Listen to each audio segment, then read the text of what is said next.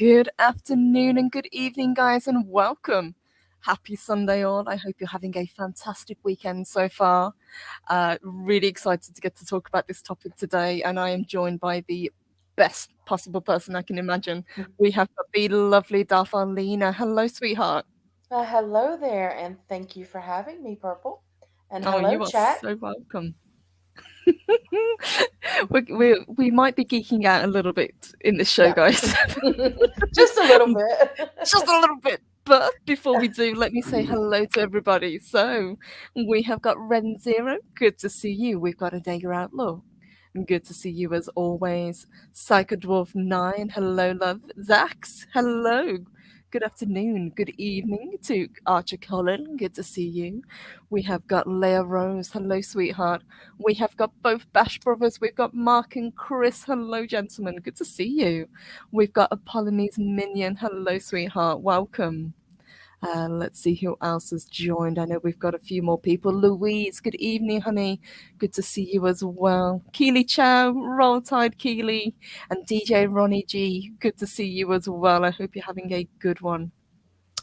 So, Alina, I've got to ask, like we were saying, this is a subject that we don't get to talk about very often because it's kind of a difficult one because we were saying in the green room, if you don't have the kind of passion for it, it's hard to kind of get it going. But let me jump in and ask you, where did you first fall in love with history? The first part that I fell in love with was ancient Egypt, and that was about fifth grade for me. Yes. We started talking about it in social studies back then, and I just became fascinated with it. And from that point on, I dove into ancient Egypt and learned everything that I could about it at such a young age. At fifth grade, was that like 12 years old, 11, Mm-hmm. 12 years Yeah. old?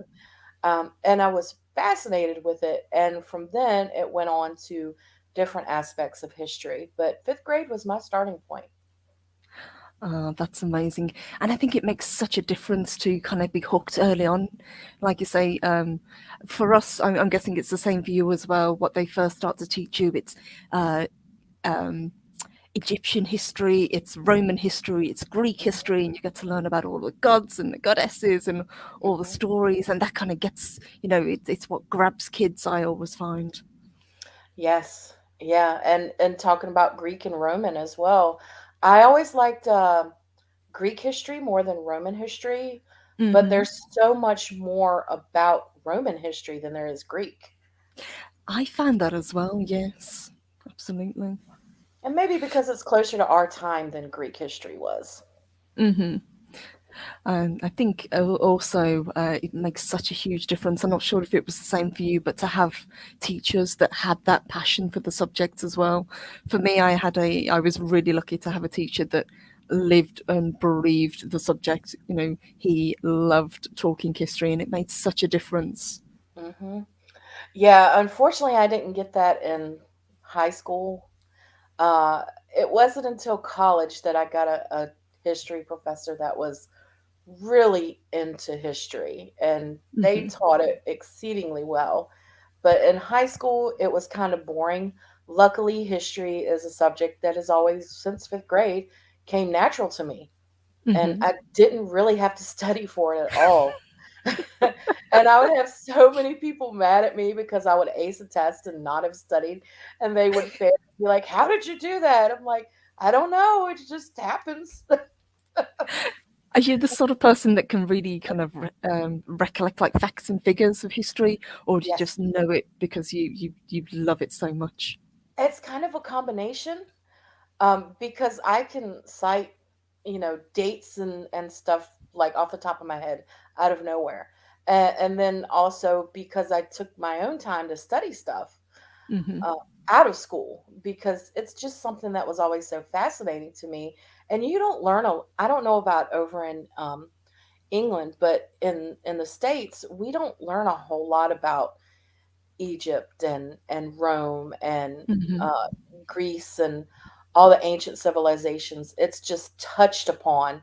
You learn the basics of it, Hmm. and that's pretty much it. They don't really dive into anything. I wouldn't say we had a deep dive. I mean, we certainly learn a little bit more, obviously, because we're closer to Europe, so it's just something Mhm, that's more closer, I suppose, culturally. But if you ever want to scratch, go a bit deeper than surface level, you have to do your own research. You have to, mhm. go to the library, take the books out, which I did as a kid, and you're there learning about all the gods and goddesses and all these amazing stories, and you're thinking, why weren't we taught this in school? This would have been so much more interesting. Yes, it would have been. And that was actually my goal. That's why I went to college and got a history degree because I wanted to teach history, but I wanted Really? to be the teacher that the kids wanted to come to my class. If they skipped every other class, they made sure not to skip my class. I had all intentions of dressing up in period costumes and building stuff that would have been built, like little fake pyramids and stuff like that. I had all kinds of ideas, but they changed how curriculums work over here, and Hmm. teachers no longer have control of what they teach.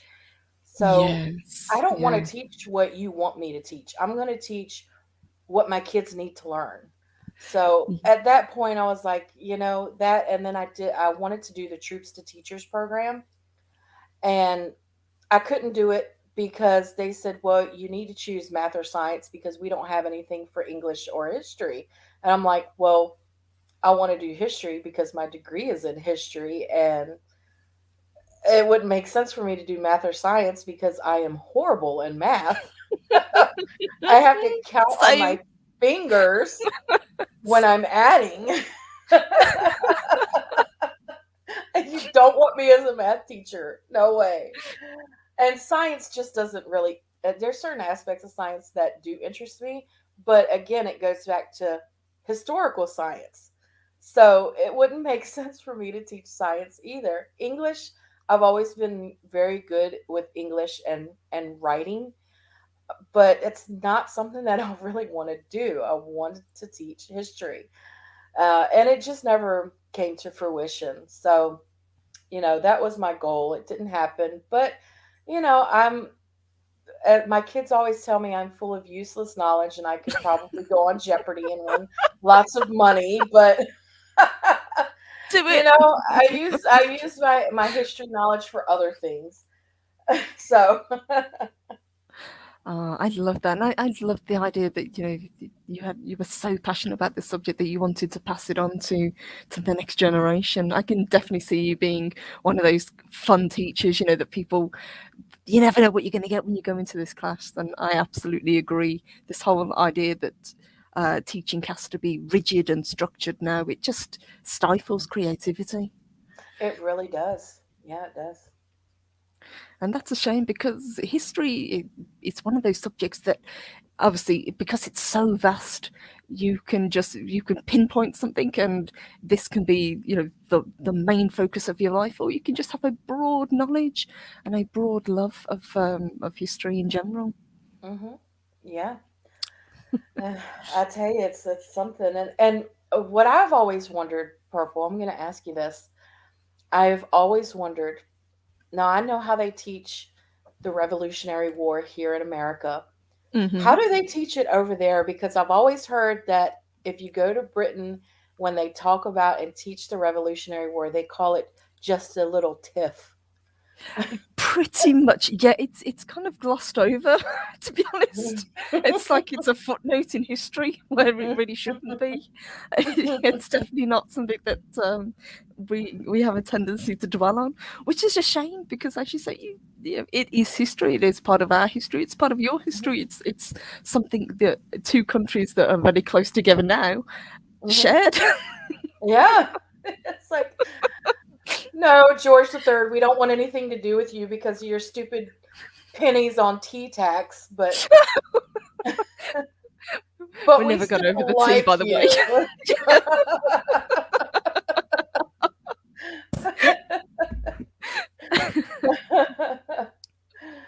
Oh gosh. Yeah. I wouldn't have gotten over the tea thing either. I love tea. So Oh, I do too. I've got to be in the mood for it. I don't generally drink coffee more, but you can't beat a good cup of tea sometimes. mhm. And Archie Collin is actually our resident historian here. He's talking about learned ancient Stone Age, then Greek, then Roman, then medieval, then skipped to politics. So that's amazing. Colin has a real kind of depth of knowledge when it comes to this subject. Yes. Mark says, "Mum never forgets. Every 4th of July, she stands on the shore of the Atlantic, glaring to the west." You're Damn not you, wrong. Americans. Shakes a fist in a very dainty way. Yes. That's actually one of the things I wanted to ask you as an American. Is there a kind of fascination with the British royal family? Is that something that's kind of over, you know, with you guys? Is it something that's, taught as well? Oh, it's not really taught. Now, you can, as an elective in college, you can dive deeper into British history and European history as a whole, which I Hmm. did. I actually took every history class that was offered in college. So, European history, British history, military history, Black history, Native Hmm. American history, all of it. I took all of it. Oh my gosh! See, some of those to me sound fascinating, especially things Yes. like native history, because it's just something that we don't have over here. One of these things that I'm fascinated with you guys is the Wild West. That kind of Mhm. period, that era, because we never had anything like that. To me, it's Yeah. it's it's fascinating. It is, it is. And when you start talking about, the westward movement and Hmm. the politics of the time, and there's sad stories, and there's great stories of how the West was conquered, as it's put. But Hmm. was it really conquered? Because you know it's still kind of wild out west, even today. Still wild out there. Just just jumping back slightly to what we were just talking about with the British line, um, there's one subject that I wanted to ask about. Now, this is kind of contested. This is, it's a very famous story, but it's one that kind of grabs people's imaginations, and I think it's one that you're familiar with as well. It's the story of the princes in the tower. Yes. That is one of my favorites. And I am of the mindset that Richard III killed them or Hmm. had them killed. Didn't do it personally, but I believe he had the means, the motive, and the opportunity. Everything lined up, and it all shows. And, when you look at all the evidence, when you look at everything that you could possibly see, it all boils down to him. Hmm. Yes, I would be inclined to agree with that. It seems that they were in his way for succession, and the easiest way to to climb up the ladder, as it were, would be to get rid of them, which is Yeah. what happened. Yeah, and even when you look at it, like, so let's go back a little bit to, Hmm. he said, well, he had the sermon, and I don't doubt that he put the bug in the preacher's ear. The sermon that was preached saying that they're illegitimate because Edward the Fourth married, I don't remember the lady's name, but he married her before he married Elizabeth Woodville. Hmm. Well, even if you look at that, uh, even if Edward the Fourth did marry her, she died in, I want to say it was 1469 when she died, which was before either one of the princes was born. So at that point, they would have been legally married, because all it took back then was for the two people to agree that they were wed in Hmm. front of witnesses. You didn't have formal ceremonies, and Yes. they would have been wed from that point forward. But that's not something that anyone discussed. It was never brought up because they were scared of Richard III. They saw what he did to any supporter of Elizabeth Woodville or the princes, and they were fearful. And it was at that point when he had them declared illegitimate and made it look like, oh, do I really want to take the crown or don't I want to take the crown? And didn't Hmm. answer for a few days. He always knew what he was going to do. Yes. And that's another interesting point I was going to ask. Do you think he was as big a villain as history has kind of painted him? Or do you think he was kind of misrepresented? I know it's kind of hard to tell, but he Yeah, seems to be a, let's say, unpleasant character, most definitely. I think it was a combination of both. I think he did what he thought was necessary to become king because that's what he wanted. But I also think if you look at some of the laws that he implemented and the way that he ruled, he was very just with Hmm. his laws and the way he ruled. But, uh, you know, Shakespeare, the representation that Shakespeare gives him is what most of us think of when we think of Richard III, which you also have to think Shakespeare was writing for Queen Elizabeth I, who was the Hmm. granddaughter of the man that overthrew Richard III, being Henry VII. So I think it was a combination. I think he did what he thought he had to do to become king. Hmm. But if you look at the laws and everything that were implemented and how he reigned during the short period of time, uh, he was fair, it seems. Yes. So, Yes. And I had to bring up this comment by Phonebox Chicken. He said, and as punishment, Richard III was made to be a car park attendant in Leicester for centuries. I, I remember the day that he was actually found under that car park. So, yeah, yes. yeah. I watched that special. Yeah, that was Mhm. fascinating. That was fascinating. That was hilarious. It was, but we always think of him, like you say, you talk about Shakespeare, you think of him as, this kind of weird looking kind of hunchbacked character. He's like he's the perfect villain. So I always Hmm. think it's interesting to see, was he really, or Hmm. was he just painted that way? But I Yeah, would agree with you. He did whatever he could to get up the line of succession, and if that means removing two kids that were 9 and 12, hmm, so be it. yeah. I mean, it wasn't the first time children were killed because they were in the way of someone. So, you know, Yes, if I remember correctly, this isn't even the first time that bones have been found. I think in the White Tower in the Tower of London, um, yeah, children had been found. So this this had been going on for a while. yeah. For since the 17th century, they found. Uh, I watched something not that long ago. It was like four different sets or four different times they found skeletons of children. Hmm.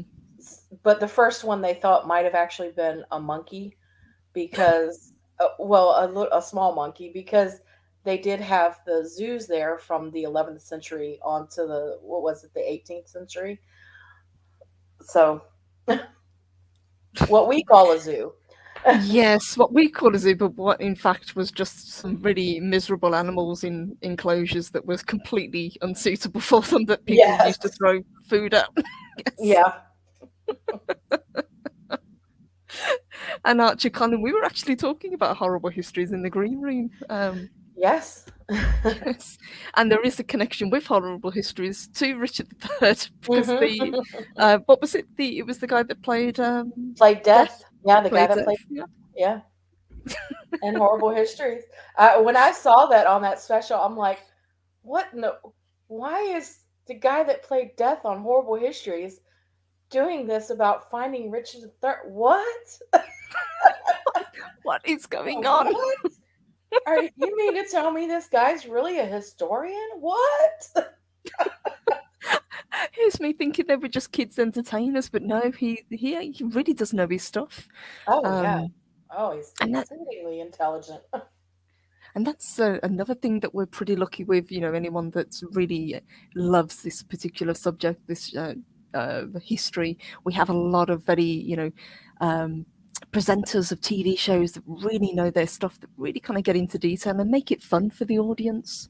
Yes, yeah. And that's a benefit of us now, Hmm. um, because you have so many people that are passionate about it and make it fun. Like we were talking before, Lucy Worsley. Uh, Yes. Her shows are fantastic, especially when it comes to the six wives of Henry VIII. You know, she dresses up like she's a servant and puts herself in that time, and then exits. You know, and it goes smoothly into she's back in our time. It's so wonderful to see. I've got to admit, I've got a soft spot for Time Team as well. I love Tony Robinson. Oh yes, I love Time T, and Tony Robinson is just the best. He is the best. I like the the one he did with walking, when he did his walk across England. Yes, I've got to admit that. It's kind of it's a guilty pleasure. Yes, it is. But that's one of the things that we are lucky with. There is so much history. We have the History Channel. There is really great documentaries like the one we were talking about with Richard III.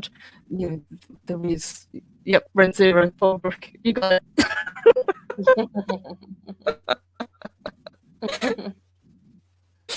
Hmm. But what what is your kind of do you have like a specialist subject that you love? Is there something that you really kind of gravitate towards? You mentioned about love of Egyptian history. Do you still have that passion? Oh, absolutely. I love anything ancient Egypt and anything medieval English history from William the Conqueror on. Um, and I guess it's because of my roots. Uh, I did, my mom, actually, I should say, did a lot of genealogy. And on my mom's side, we can trace it all the way back to the 1500s, where we had a relative go to the court of what would have been at the time Elizabeth I and get blessings to come over and start a colony, which we now know, Wow. the Lost Colony, and then Jamestown from there. And I had family members that came over that were the first residents of Jamestown. So I think that has a lot to do with my love of medieval English history because I can trace it back there. Now, once I get to that part, um, the relative, the ancestor's name is John Reese, Hmm. and once you get there, I can't go any further back. I have to come to England to do the history from John Reese to from Thomas Reese to John Reese and whoever was before him. Right. I can't trace it any further back from this side. I actually am going to have to come to England, which I want to do so bad. My cousin and I were actually planning a trip last year to go to London, but we know what happened last year, so we didn't make it. Yes. Oh, that would be amazing. I would love to kind of get a follow up if you do manage to trace your family line, because I think it's fascinating. You never know where you're going to go when you go down this rabbit hole of your ancestors. Yeah, and it can lead so many places. Oh, so many places. Yeah, And it's great. Con says, nice. One of our archery masters generally plays an ancestor who fought in Agincourt. Oh, Nice. wow. Nice. Nice. And warm welcome to Coffee on Korriban. Hello, good to see you. I like coffee, and speaking of coffee on Korban, that is actually I am drinking my coffee out of my coffee on Korban mug.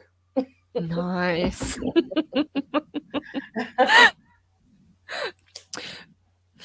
What would be your kind of you were talking about being a teacher and something that you would love to pass on. Do you still read in your spare time? Spare time, I know. What's that? What is that? What is the But it, spare time that you speak of? It's horrible, isn't it? It's like we used to have spare time to do stuff. It's like, Yeah, where did it yeah. go? Yeah, I don't know where it went. And I thought when my kids became grown, I would have more time, but I Hmm. have less time. It's like, how did this happen? I don't have kids anymore. Where is this going? But actually yes, I am, because and I don't want to talk too much about it because I don't want anybody to, and not saying that anybody in the chat would, Hmm. but I don't want to take the chance of somebody stealing my idea because it is an Uh-huh. original idea. I am Awesome. writing a book, um, and it will begin in the 960s, 970s, prior to William the Conqueror, and Hmm. it's going to move forward from that time. So I am doing a deep dive into pre William the Conqueror history, which is not easy. It is very difficult to find certain aspects of what I'm looking for, but I am finding the basic information of what I need, because when people read this book, even though it's going to be a fiction book, I want the historical aspects to be as accurate as possible. So when people are reading it, they're going to be like, "Oh wow, is this real? This person really did their research, you know?" Oh, I love that idea. Yes. Actually, just touching on that idea as a history buff, I've got to ask you, what do you think about, say, films and TV shows that get, history wildly wrong? Braveheart springs to mind. It uh, Don't it you just love it when they bothers take me artistic license? so much. It bothers me so much. Uh, a lot of things. One thing that comes to mind for me, like you said, Braveheart, but one thing that comes to mind is the films that have been adapted from Philippa Gregory's books, Yes. and everybody takes them as, oh, they're truthful. Well, no, they're not. They are so historically inaccurate. It is not even funny. But people take them as truthful, and that's what I hate. Like, I my mom had watched the White Queen and the White Princess Hmm. and the Spanish Princess, and she's telling me about all this. I'm like, Mom, that's not what happened. That's not how it happened. And she's taking it as historical facts, and I just get so frustrated with it because it's like, no. I feel like Mexican Iron Man saying, no, no, no. I, you know what? I've got to admit, I've never been a massive fan. I think I read the other Berlin Girl, and I think White Queen. But yeah, I agree. Yeah, they're great for entertainment, but people seem to take them at face value. Yes. And it's like, people, these are not true. Like the Tudors, it is fictional. It is fictional. Do not take them at face value. I had a feeling that as a history buff, that sort of thing would kind of bother you. It's great, as entertainment, and it's great to kind of, I suppose, for people that really don't have an in-depth knowledge. But when you know that this is wrong, and it kind of grates on you, it's like, no, what are you doing? Yeah, it irritates me to no end. And you say Braveheart, and along with Braveheart is the Patriot. Yeah, Yes. that's another one.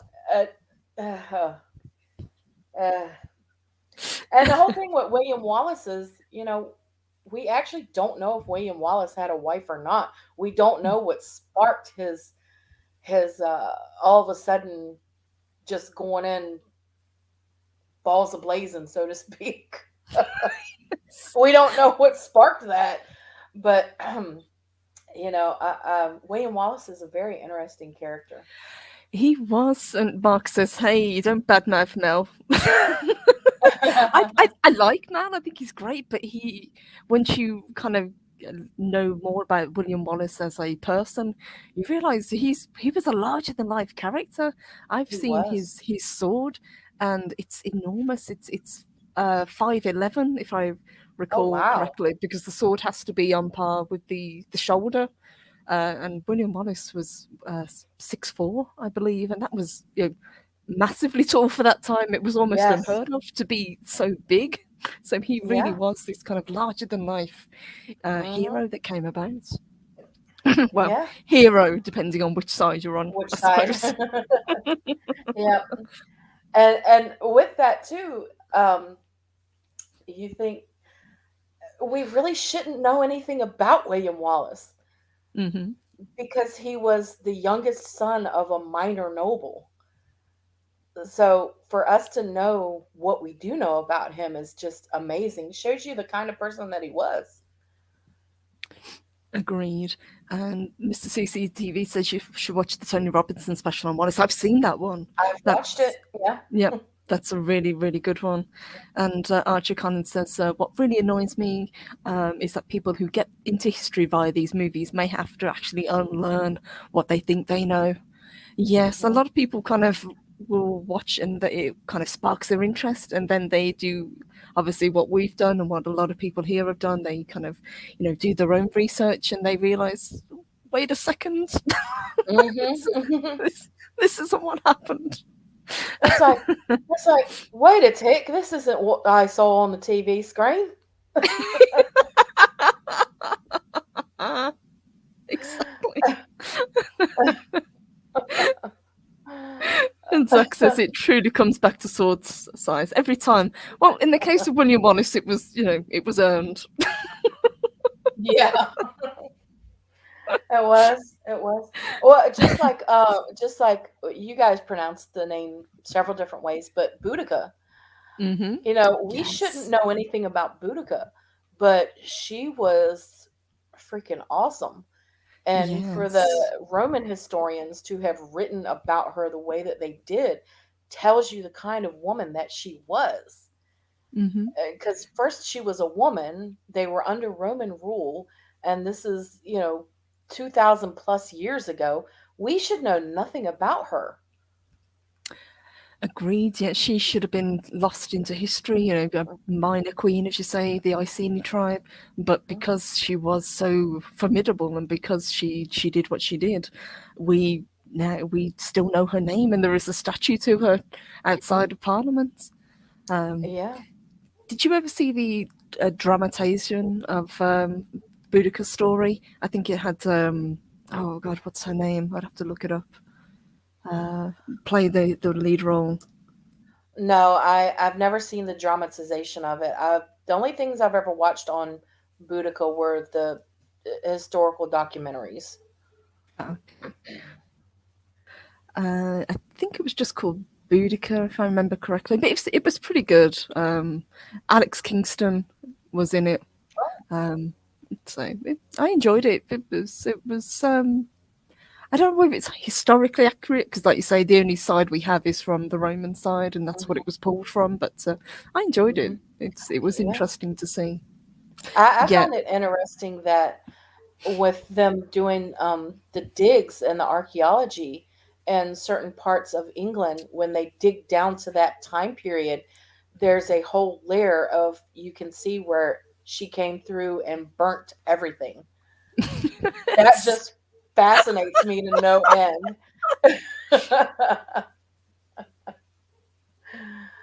That's just Absolutely. wonderful. Like, oh, she really did burn everything down. She really did. It's like, huh, okay. So the Yeah, stories weren't exaggerated. yeah. There we go. There's the evidence. And it's the CCTV. She gave the Romans what for, didn't she? She certainly did. Yes, she Uh, did. or She at took least a she lot tried of to. them out. Yes. There's an old there's an old Hammer film called The Viking Queen, which is basically Boudica, and it stars the Second Doctor. Nice. That's Oh, pretty cool. nice. Hmm. One thing that I've noticed that seems to have gotten people back into history, we were talking about TV shows, and it seems to be more the kind of romantic dramas that people go for. Hmm. Um, is it Outlander? I believe was very popular. Uh, I love Outlander. I liked the first couple of seasons. I've got to admit, Yeah, I thought yeah. it was very entertaining. The first three seasons I gotta say are the best for anyone who loves history. After that, it gets really dramatized, but I just like looking at Sam Hewen. I mean, he is Yes, just oh, I could I could melt. He's just so handsome. I watched he's a good-looking Bloodsport. fella. I watched Bloodsport only because he was in it. A horrible movie, but he was in it, so I watched I'll it. take it. It seems a legit reason to me. I'd go with it. Yeah. Box Chicken says never seen Outlander, but Mum likes it. I enjoyed it. And hello to Yeah. Miss Martin Muse. She said Outlander. Yes, Mhm. I've got to admit, I thought it was pretty good. Again, based on books, but at least it had the right feel, and they seem to have done their research when it came to the time Yeah. period. Yeah, up to the third season, again, if you're a history buff, up to the third season, it's just fantastic because you see all these historical events reenacted, and then it gets a little slow, in my opinion, because it turns into more of a drama than historical drama. But I think Hmm. this season is going to flip back because we are entering into the Revolutionary War. Yes. So I think it's going to tip back to more historical events occurring. So I'm interested to see what happens this season. Yes, I think given the direction that it's going, I'm going to play catch up and watch this next season when it drops. Um, like I said, I watched the first few and then I enjoyed it. I really did, and then I sort of lost interest. And but I think I will go back and watch it. But Yeah. one of the shows that really kind of hooked me and really got my attention is one that we've reviewed in the past, and it was Vikings. I loved that show. Yes, Vikings. But before that, I fell in love with The Last Kingdom. Yes, that is a good I show. love The Last Kingdom. And the guy that plays, I don't remember his name, but the guy that plays Uhtred, oh gosh, he's another one. I will watch anything that he is in.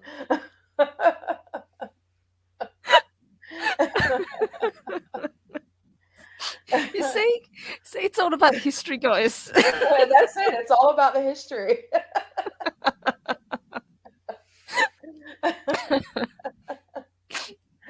Oh my god, I love it. But that's it. Once you have that kind of passion, you can enjoy it.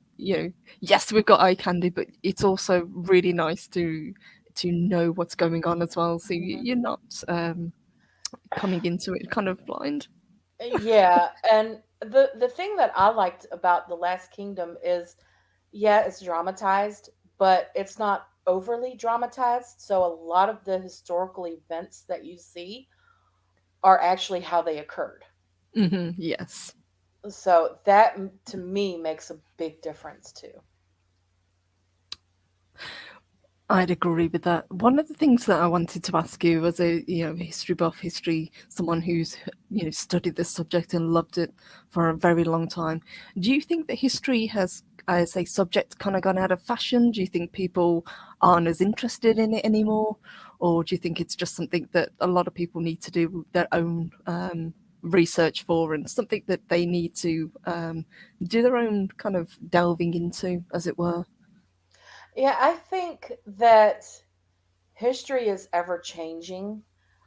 I think a lot of the issues with history right now are people are trying to change it. And you can't change history. You can tell it factually because that is what history is. It is facts. This is what happened. You can't change it. You can learn from it, but you can't Hmm. change it. And people want to change it, and you can't. And I think because of that, a lot of people are losing interest in it. Hmm. I'd like to see a resurrection of true history, and I think we are going to get there within the Hmm. next couple of years. I think we're going to see a resurrection of people are tired of being told you're bad because this is your history. I have no control over history. Hmm. Yeah, exactly. It's We have history. no control. And one of the worst things that's come out that I keep hearing, it's being on the, in quotations, right side of history. I Hmm. absolutely hate that saying. Hmm. I think it's ridiculous. There is no right or wrong side of history. It is history. It is what Things it is. happen for good, for worse, and we have Hmm. to learn from them. Yeah, like over here in the excuse me in the states, the Civil War, and I'm sure it's the same thing over there with the British Civil War. With It is. um, Yep. you know, because it was a civil war, you actually have both sides of the story. So you can't say that history is written by the winners because it's a civil war. Yeah, there's a winning side and there's a losing side, but you know aspects from both sides. Hmm. So, I mean, how can you write it from a winner's perspective when we know everything that happened? Oh, like over there with the Roundheads and the The Cavaliers. Cavaliers. Yep. Yeah. Yep. Absolutely. Yeah. Connie. British Civil War. Which one? Right. Exactly. Let's see. Are we going back to Stephen and Matilda or Hmm. yeah. Yes. But I agree completely. There is, though, because we have both sides. You can choose, or you can come at it from a different perspective, but you will always know what's gone on, for good or for bad. And this Mhm. whole idea that this happened, but we don't want to accept that this happened, so we're just going to kind of sweep it on the rug or rewrite it so it didn't happen. As you said, and as the chat say, it's a very slippery slope to go down.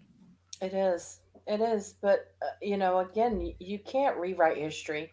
All we can do is learn and learn the lessons of history. And that, Hmm. to me, is the most important aspect of history is learning the lessons from it so that we don't repeat the mistakes of our past. No civilization has ever been perfect, but Hmm. we can look at the history and say, okay, we need not do this because this is what screwed them. So, you know, or we can look at the history and say, yeah, we didn't do too good then. Let's lean more towards this way so we can try to do it better and try to improve. Hmm. That's all you can do. But again, history is ever changing and ever evolving. The more research that we do and the more archaeology that is done, the more we learn about stuff. Like, I'm sure when you went to school, I know when I went to school, we learned that King Tut was assassinated. Well, Yes. then Yep. I get into college and it's no, we actually found that he wasn't assassinated. He likely died during combat, breaking his leg and it get becoming gangrenous and having to be amputated, and he died. Hmm. So, you know, it's ever evolving and ever changing with technology, and the more we dig and learn. Hmm. So, yeah. Absolutely, I agree. Speaking of history, I mean, obviously we're living in something, in times that I think are going to go down in history books. Hmm. I cringe to think how this is going to be recorded for Mm, future generations. I don't know about you. I do too. Uh, the future generations are going to look back and say, "What the hell was wrong with them? Why? This doesn't make any sense." The hell were they thinking? They think that we're living in the most prosperous time of human history, and we're still getting it wrong. It's incredible. Yeah, it is. It is. How can you be getting it wrong? you know? I just hope there are out there people, actually recording what's going on. Well, we know they are because, we're Hmm. in a time where everything is recorded. I mean, think of the show that we're doing right now. This is going to Yeah. be here for hopefully a very long time, for as long as, Hmm. it's allowed. This is all part of, recording our history and putting our thoughts, what's actually happened. Whereas in the past, people wrote diaries. We're doing something similar now. Yeah, yeah. This isn't much different from Queen Victoria writing in her diary every day since she was, what was it, 13, 12, Hmm. 13 years old? She Yeah. wrote in her diary every single day for the remainder of her life. This isn't any different from that. It's just a different format. And Phone Box Chicken brings up a good point as well. So you both assume we're not heading towards an eternal decline like idiocracy, and people will be able of complex thoughts. I hope we don't. I have more faith as in us as a species. I think there's still people out there like Arlena, like you guys in chat that have this thirst for knowledge, that want to know, what's going on, that want to preserve what's gone before. Hmm. But I would agree there's a lot of people out there that are kind of dumb. you know, they're kind Yes. of happy to just kind of go along with their day to day lives and not really have to think too deeply about what's going on. Hmm. Yeah, and what makes it so great is, and this is important for anyone who's a parent, instill these values into your children. Make sure that Yes. they know true history. Make sure that they know, what they teach you in school is not the whole story and may not even be the correct story, but this is what happened. And you Mhm. show them. Yeah, I did that with my kids. Um, my son, it's funny, he's 19 now. It's funny because when he was in the fourth grade, they did a project on ancient Egypt and I helped him.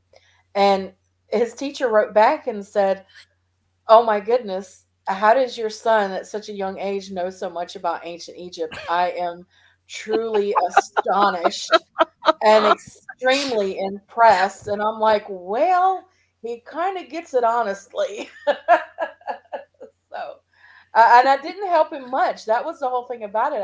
I didn't really help him a lot. I just gave him, what I had, and he went off on his own and did everything else. And I was very proud of him. Oh, bless him. But that's like what you were saying, that you had that kind of thirst for knowledge and you clearly instilled it in your kids as well. And I love that. I love to see young people, it doesn't whatever the subject is, whatever grabs their fascination and really kind of gets them going. I love to see that. It doesn't have to be history, it could be sports, it can be a book, it can be anything that ignites passion in somebody. Yeah.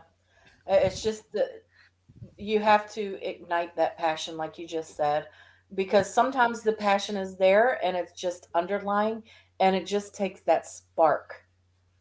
And that's what a lot of people need, is just that spark, that tiny little spark to Hmm. say, "Oh, yeah, this is great. I want more. Feed me, Seymour, feed me." And the younger that you can get that in people, the better. Because I like I Yes. said, with teachers I think are so kind of uh, that they don't get given the credit that they deserve to kind of ignite this passion in kids, to get them Mhm. reading, to get them loving a subject. Yeah, and that's what makes it so bad about what they're teaching now. They're teaching for testing. They're not teaching Hmm. to learn. Yes. You got to teach this so that the kids will pass the test. Well, I don't, if they're paying attention and they pass the class, then we shouldn't need a test, a big test to determine what their knowledge is. If they pass the class, then they have an accurate knowledge of what they should learn. I think this massive testing is has ruined a lot of the education system, at least here in the states. Yeah, I would agree with that as well. It's pretty much the same over here as well. You're teaching kids, you know, we've got a set test at the end of the year. We have to hit these targets. There's got to be so many kids that pass, and it's not about teaching the subject, whatever the subject is. It's about getting the numbers Mm-hmm. uh, in the criteria, which is it's sad because one, it puts a lot of pressure on the teachers, and two, it doesn't make it fun for the kids when you're just learning from a curriculum. Yeah, exactly. And it doesn't make it fun for the kids, but it puts undue stress on the kids and the teacher, like you said. But it makes it so teachers can't really teach. You know, a Hmm. lot of teachers went into teaching because they wanted to do that. They wanted to teach the kids, hey, this is fun. This is exciting. This is what you need to know, whether it be math, English, history, science, whatever the subject is. If you went into teaching to teach that subject, you have to have some passion about it. If you don't Hmm. have any passion about it, then you probably shouldn't be teaching. But nowadays, it seems like anybody can be a teacher because you're just teaching to a curriculum. No, we need to go back to where you teach, you have a book that is a guide.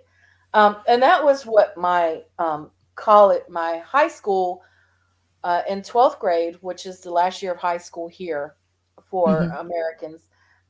And your senior year, you have U.S. government, and it teaches you about government and how the government works and the aspects, ins and outs of that. And I had a wonderful teacher. The first day of class, he gives us, passes out the textbooks, Mr. Shepherd, and he says, "Look at your textbook, open it up, take it all in, do what you want to, but this and the last day of my class is the only time that I want to see these textbooks in my class." He said, "Put them in your locker." He said, "Take them home, do whatever you want with them, but I don't need to see them anymore, and I expect not to see them anymore." He said, "A Hmm. textbook is a guide." He said, "I don't need a guide. I'm going to teach you the way that you should be taught this stuff." He said, "If I ever tell you to bring your textbooks, it's for a very specific reason." But he said, "Don't look for it to happen." And I learned so much in his class. And I like it this guy. wasn't out of the textbook. He was such a wonderful teacher. And he would do things like he would do trivia and little games and stuff and get everybody engaged. And his class was so much fun. And he is actually what inspired me to want to become a teacher. Like, I Hmm. loved history already.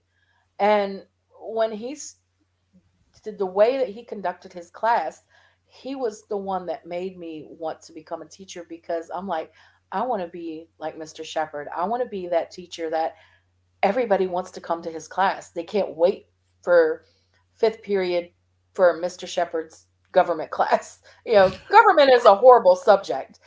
And history can be boring, but government can be worse. Yes, So that's a dry subject.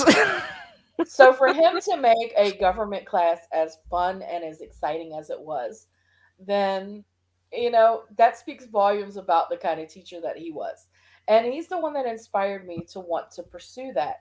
But again, nowadays they're teaching to a curriculum, and I don't want to do that. That's not my desire. I want to Mhm. teach for the kids to learn, not for the kids to test. I love that idea. And I agree with DJ Ronnie G said a good history class is like story time. Yeah. Absolutely. I Hmm. was lucky, similar to you, I had a fantastic history teacher and I had a fantastic science teacher. Both of them absolutely loved the subjects that they taught, and it made such a difference being in their classes. Yeah, it does. Hmm. Um, Yeah. before we wrap it up, what would be I suppose what would you kind of say about history? Is it something that you would always encourage people to learn about? Would you encourage them just to have a kind of broad knowledge? Because knowing about the past, I think, especially in the time that we're living in at the moment, is so incredibly important. Yes, I would encourage everyone to. no matter your feelings on it when you went to school, uh, dive into it, because you're not going to learn about it unless you research. Here in high school, you don't learn true history, you learn basics of it. It is definitely a subject that we all should dive a little more into and learn a little more about, and find something that strikes your interest. If you're interested in engineering, there's a Hmm. history of engineering. It goes back to uh, the Renaissance. Yeah, Uh, yeah. so if engineering is what strikes your fancy, then go back and start at the Renaissance with engineering and go from there. Math, if math is something that interests you, there's a history of math. Start there. Start with the ancient Greeks. They're the ones that invented vending machines. So, who knew vending machines existed before our time? Now, the ancient Greeks had them. There's a aspect of history to that anyone can find interest in. Find what Hmm. interests you and dive into the history of that subject. And from there, it will broaden your history as a whole. I'd agree with that absolutely. And Jesterson a little while back said that his cousin's kid was obsessed with the Titanic. There's nothing he doesn't know. I absolutely love that idea. That this kid has found something that he's passionate about, or her. I'm not going to assume, Mm-hmm. but that is amazing, and I absolutely agree with you.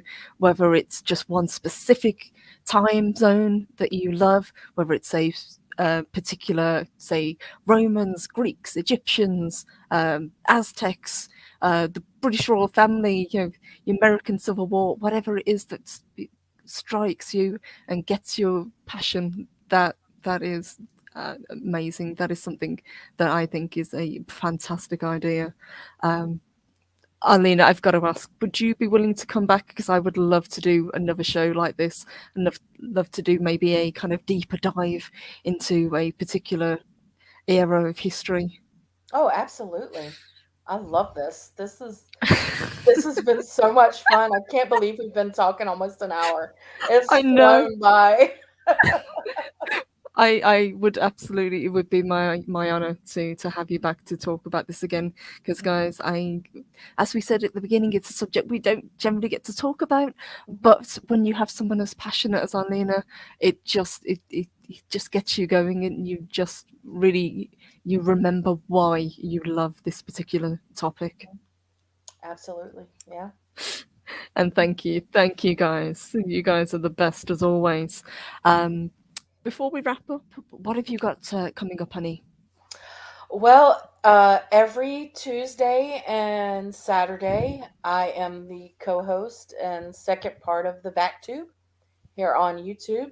Uh, we talk a lot of different subjects.